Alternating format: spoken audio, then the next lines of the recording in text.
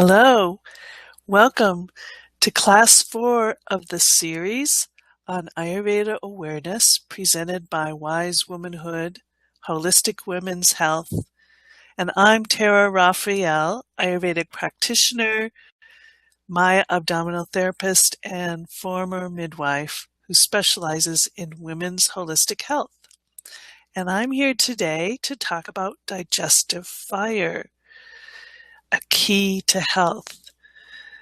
So, most of us know what digestion is about, right?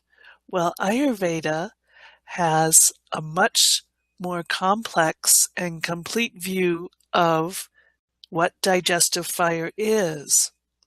And so that's part of what I'm going to show you in this class today. And it's a lot of information to take in about the different types of digestive fire, and I don't really expect you to learn that from this one video, but more to show you how comprehensive Ayurveda is, and which allows us to really work with individual problems, as well as the whole balancing of the whole system. So I'm going to bring up my slideshow to share with you. And digestive fire.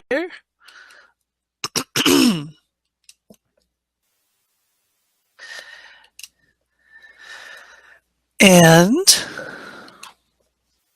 so in Ayurveda, the word for fire is Agni in Sanskrit and in the language used in Ayurveda. So Agni means metabolic fire.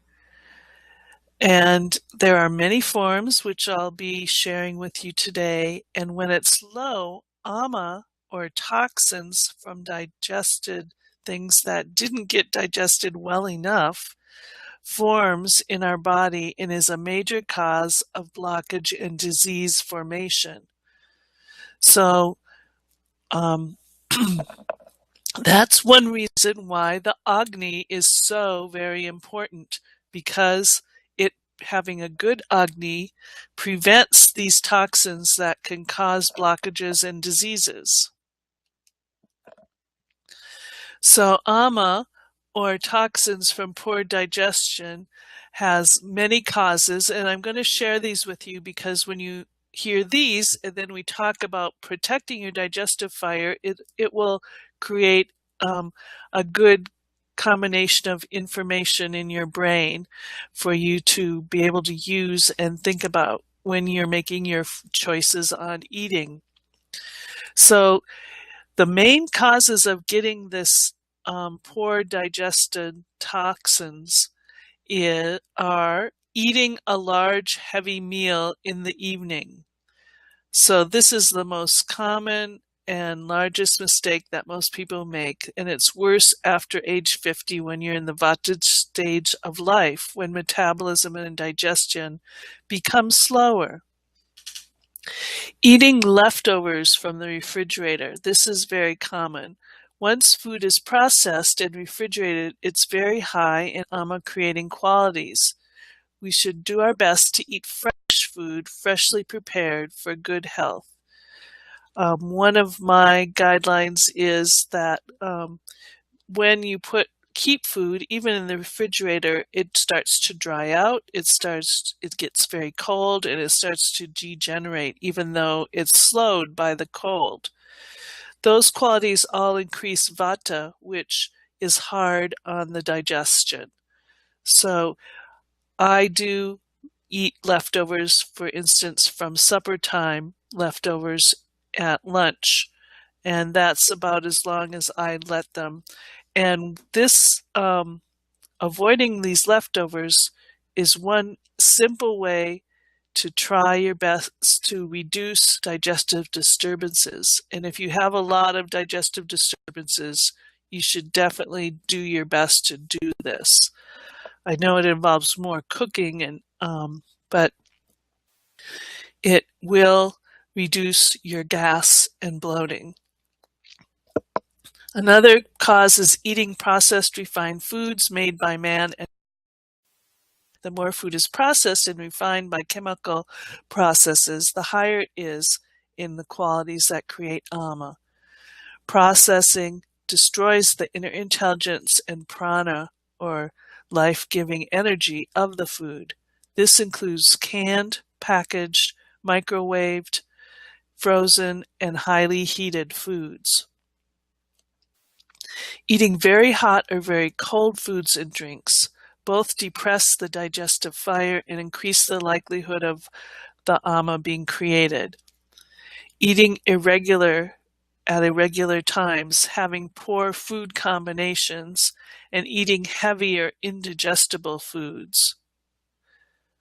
Overeating, even of healthy foods, can cause this toxin to build up. Ingestion of unhealthy or unpleasant tasting foods, foods that produce distension of the abdomen, such as through food incompatibilities or food sensitivities, foods that irritate and can inflame the stomach or intestines, consumptions of unclean and contaminated or infected food, eating dried, not fired, but fried or processed foods, and intense emotional stresses such as grief, anger, worry, or fear when you're eating or digesting your food can create this toxin in your body. So there are 4 varieties of Agni, or digestive fire, that especially when you see a practitioner, we would let you know what yours is right now. So there's the Sama Agni, or balanced Agni, the Vishama Agni, which is usually Vata and it's irregular. So the digestive power is irregular. You don't digest very good, but sometimes you do, or sometimes you have an appetite and sometimes you don't.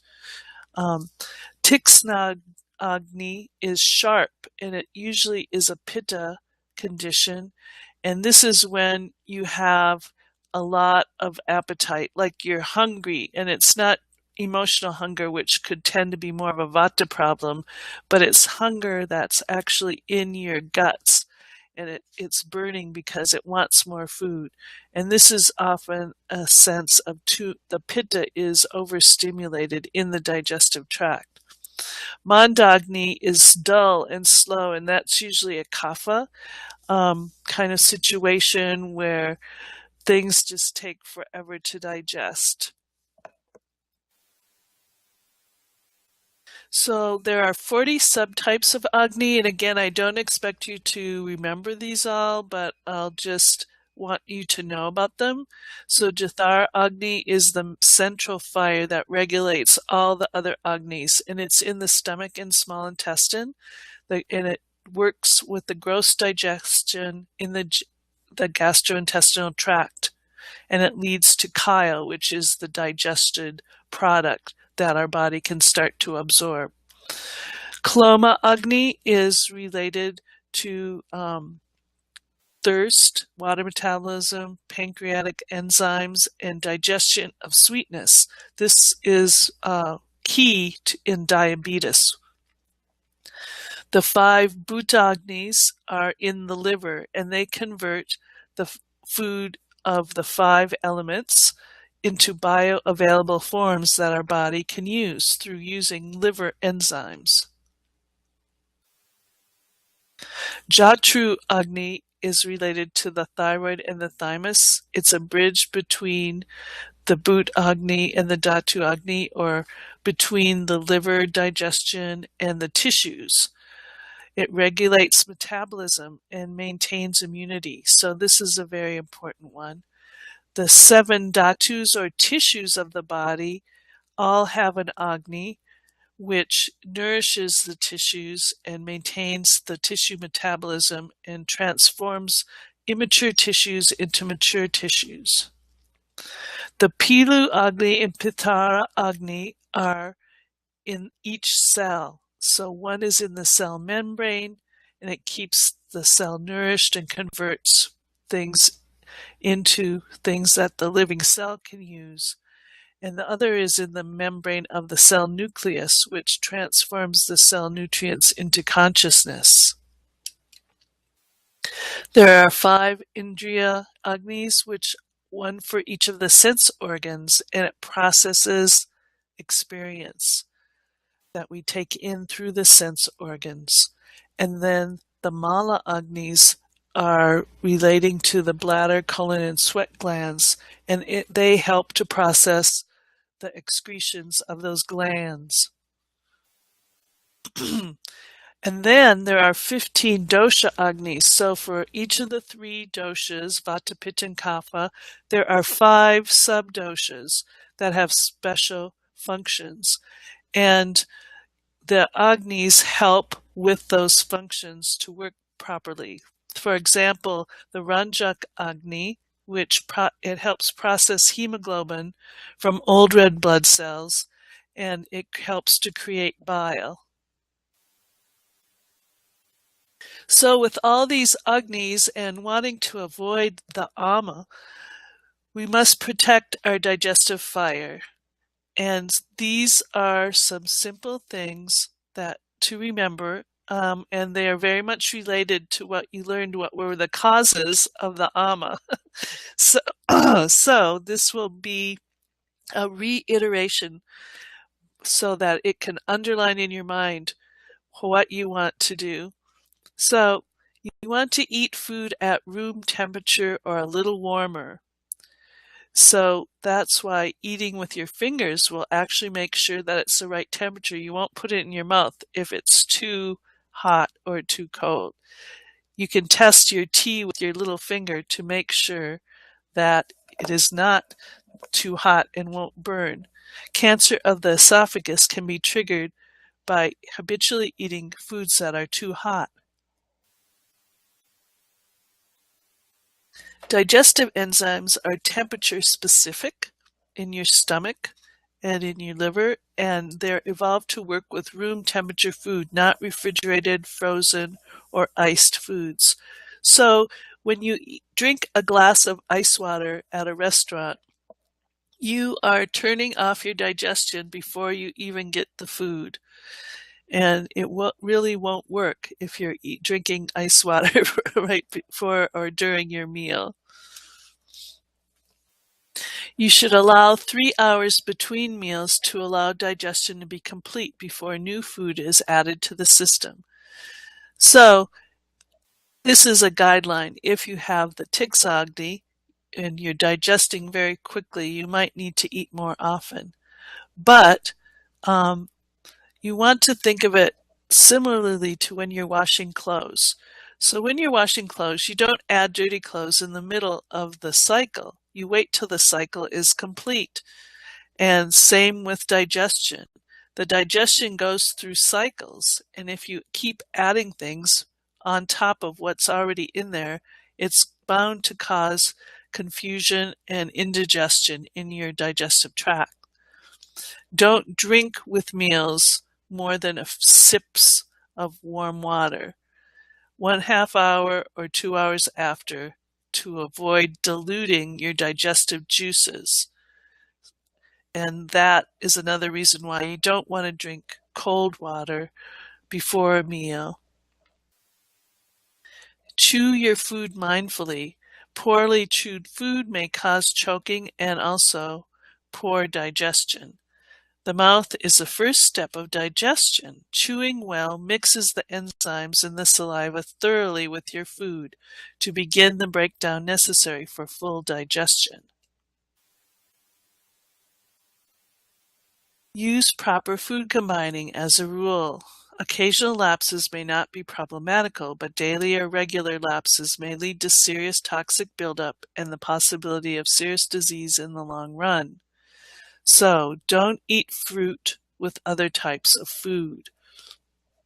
Melon should always be eaten alone because it requires a different kinds of enzymes to digest. Milk always taken alone, except for totally sweet fruits, so like dates, mangoes, or figs, or when milk is cooked with basmati rice, as in a dish dessert dish. So the American way of taking milk is part of what's wrong with milk and why people develop problems with milk digestion over time. Milk should always be taken warm with digestive spices. It should not be taken cold ever out of the refrigerator. Don't mix milk with dal or beans, fish, or meat. This is definitely a dangerous combination. And don't take yogurt in a meal where you're having meat. So that would include if you go to an Indian restaurant and you get food with meat in it, you don't want to have a lassi with your meal because the lassi has yogurt in it. And it probably also has mangoes in it. So it wouldn't mix well with the meat.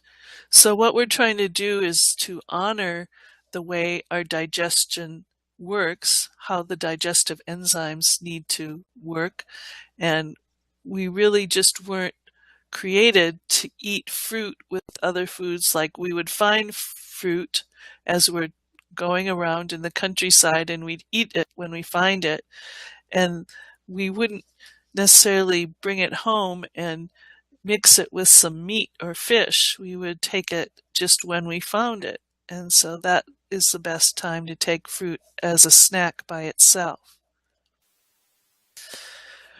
Relaxation is important to allow for proper digestion. Working lunches are bad for digestion and can confuse your life energy because you're taking in through your mouth to eat, but at the same time you're talking. So the energy of going in and out can become confused. One way is to think of food as a sacrifice to the divine digestive fire offered to the god or goddess or to Mother Nature. Another reason to relax, besides this making of confusion with the energy going in and out, is because when you are excited or scared, your adrenal glands will actually turn off your digestion and your reproduction because you don't need those when you're in danger. Then you just need to be ready to fight or flee. So when you're excitable, when you're keyed up, when you're all on edge, you should not eat. You need to relax. Take several big breaths before you eat and maybe say a prayer or just sit quietly and watch your breath for a minute or two to allow your metabolism to slow down, to go into the state of energy where you could actually digest your food. The Ayurvedic ideal is to not talk while eating. And not everyone can do this or finds this a good thing for their way of life. And if you don't, at least avoid emotionally upsetting topics and things that you don't want to take deeply into your body, because these things will go associated into you as you take in the food and digest it. Also, you don't want to measure your time between sleeping, exercising, meditating, and eating. You want to leave time so that the digestion can work, and so actually the other processes can also work. One exception is to take 1,000 steps after a meal. Otherwise, if you're going to do other more strenuous exercise, you should leave 2 hours between them. And even meditation can be disturbed if you do it right after you eat, or your digestion might not be at its peak if you do it right after you meditate. So you need to leave some space in there for your body to get into the digestive state. One way to increase this moving into digestion is to breathe through your right nostril. And things that Ayurveda and yoga have discovered is that when we breathe through different nostrils, different systems are activated in our body. And normally it shifts between the two. And if that's one reason why the daily routine is so important, because our body learns when we're going to eat, when we're going to sleep, and so forth, so that our body will prepare itself for those over time. It'll get into that rhythm. If you need to eat and you're wondering about your digestion, one thing you can do to help it is to plug your left nostril and just breathe through your right nostril for a while, because the right nostril is relating to the more fiery elements of the sun and will stimulate more of your digestion. So that's the reason why sometimes you might read somewhere that after you eat, if you're going to lie down for some reason because you're not so well or you're not, you didn't sleep well, you want to lie on your left side, which will allow your right nostril to be more open. So last and not least is to follow the diet appropriate for your constitution and or current condition, as well as the season, because that is the food that your body is most appropriately wanting to take in and will most easily digest.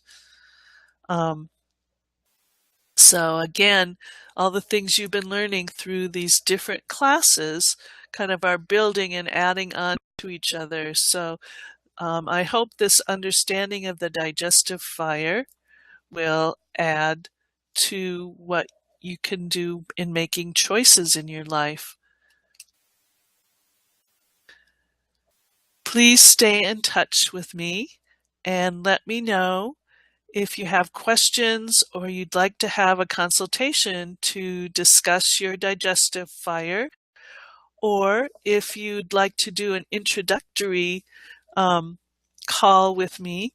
There's a link on my homepage of my website, wisewomanhood.com, where you can set up a call to have this introductory talk, and we can work out what kind of plan would be good for you in terms of working with me so that your health and your choices can be supported as you create your new habits of health with Ayurveda.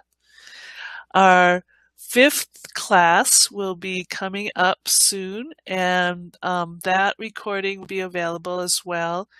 That will be about the daily routine with Ayurveda. And that's kind of where you'll start to integrate all these different things you've been learning into how you're going to act throughout the day, what your choices are, and creating a stable, vata-soothing way of doing things that will help your body to have better digestion, better sleep, and better bowel movements. So I'll look forward to sharing that with you next time. Until then, please take good care of yourself. Watch for the doshas in yourself and others in the world around you so you can practice the language of Ayurveda, which will help you so much with your own health. Take good care. Bye-bye.